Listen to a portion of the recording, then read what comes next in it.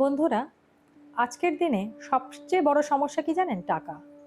অনেকেই সারা দিন খেটে খেটে বাড়ি চালান, সংসার চালান, সবকিছু চালাচ্ছেন, কিন্তু দেখা যায় তবুও মাসের শেষে হাত খালি।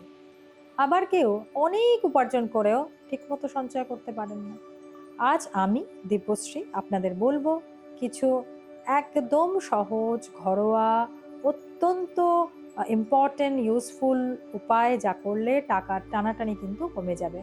বিশেষ করুন, এগুলো শুধু কুসংস্কার নয়, অনেকটাই বৈজ্ঞানিক আর জ্যোতিষশাস্ত্র নির্ভর উপায়।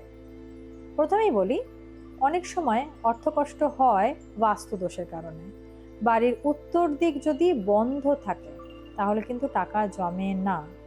দক্ষিণ দিক যদি ফাঁকা থাকে তাহলে কিন্তু খরচ বাড়ে।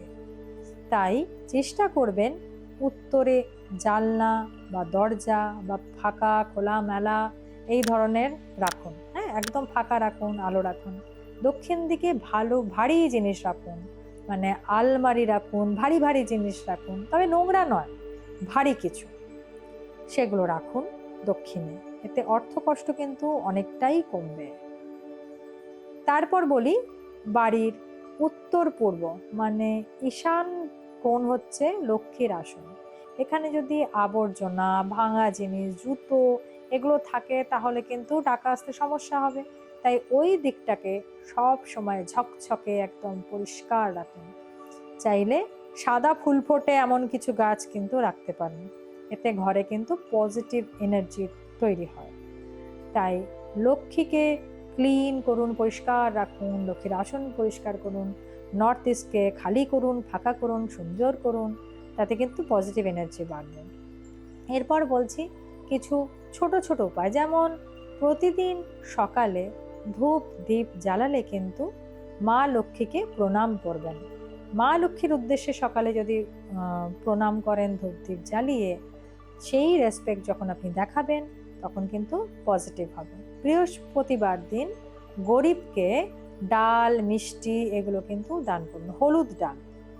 শুক্রবার মন্দিরে সাদা ফুল এবং মিষ্টি দান করুন। এতে কিন্তু ধীরে ধীরে অর্থকষ্ট কিন্তু চেঞ্জ হবে, চলে যাবে। আরেকটা হচ্ছে, শুনলে অবাক হবেন, ঝাড়ুতেও কিন্তু লুকিয়ে আছে অর্থের রহস্য। রাতে কখনো ঝাড়ু দেবেন না, এতে কিন্তু ধনদেবী কিন্তু রুষ্ট হন। আর ঝাড়ু সবসময় দাঁড় করিয়ে রাখুন, শুয়ে রাখলে টাকার অপচয় হয়। এছাড়া ছোট্ট ব্যাপার, এটা কিন্তু খুবই ছোট ব্যাপার, কিন্তু অনেক বড় পার্থক্য কিন্তু এনে দিতে পারে। আপনারা করে দেখুন। ফেং সুই মতেও কিন্তু অসাধারণ কিছু নিয়ম আছে। মাছের অ্যাকোয়ারিয়াম রাখলেও কিন্তু অর্থকষ্ট অনেকটা দূর হয়। দরজায় লাফিং মুদ্রা রাখলে ব্যবসা বা চাকরিতে উন্নতি হয় বলে মনে করা হয়।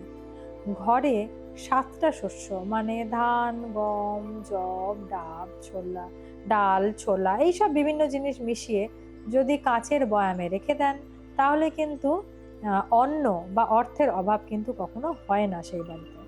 তারপর বলবো, অর্থকষ্ট দূর করার জন্য সবচেয়ে শক্তিশালী মন্ত্র হচ্ছে শ্রী সুচিতা লক্ষ্মী মন্ত্র। ওম শ্রীম হ্রিম শ্রীম মহালক্ষ্মী নমঃ। প্রতিদিন যদি অন্তত 108 বার জপ করেন, সঙ্গে সাদা মানে সাদা মোম জ্বালান, বা সর্ষের তেল নয়, সাদা রঙের কোনো তেলের প্রদীপ জ্বালান, তাহলেও কিন্তু অনেক চেঞ্জ বুঝতে পারবেন। এবং এগুলো কিন্তু অনেক এফেক্টিভ, আপনারা করলে চেঞ্জ তো বুঝবেনই। আর ঘিয়ের প্রদীপও কিন্তু জ্বালাতে পারেন, তাতে কিন্তু অর্থকষ্টটা কিন্তু কমতে থাকবে। বাস্তব উদাহরণ শুনবেন, আমাদের আশেপাশেও আছে। এরম উপায় অবলম্বন করে একজন মহিলা নিয়ম করে কিন্তু শুক্রবার মা লক্ষ্মীর পুজো করতেন, গরিবকে মিষ্টি দিতেন। 6 মাসের মধ্যে দেখেছি তার ছেলের কিন্তু চাকরিও হয়ে গেছিল, বাড়ির কিন্তু আর্থিক সমস্যা কেটে গেছিল, আর কিন্তু কোনো কিছু করেনি। এই উপায়গুলো যে কখন কিভাবে কার্যকরী হয়ে যায়, এগুলো কিন্তু খুবই কার্যকরী। তো বন্ধুরা, আপনারও যদি অর্থকষ্ট থাকে আপনারাও কিন্তু এই ধরনের উপায়গুলো কিন্তু ব্যবহার করতে পারেন। তাহলে দেখবেন ধীরে ধীরে কিন্তু ভাগ্য বদলাতে পারবে। আপনার জীবনে টাকার সমস্যা কিন্তু কোন উপায় অবলম্বন করে কমছে তা কিন্তু অবশ্যই জানাতে ভুলবেন না। ভিডিওটা ভালো লাগলে লাইক, শেয়ার সাবস্ক্রাইব করুন এবং বেল আইকনটা ক্লিক করুন যাতে এমন ভিডিও আপনার কাছে সহজেই এবং সবার আগে পৌঁছে যেতে পারে। ধন্যবাদ।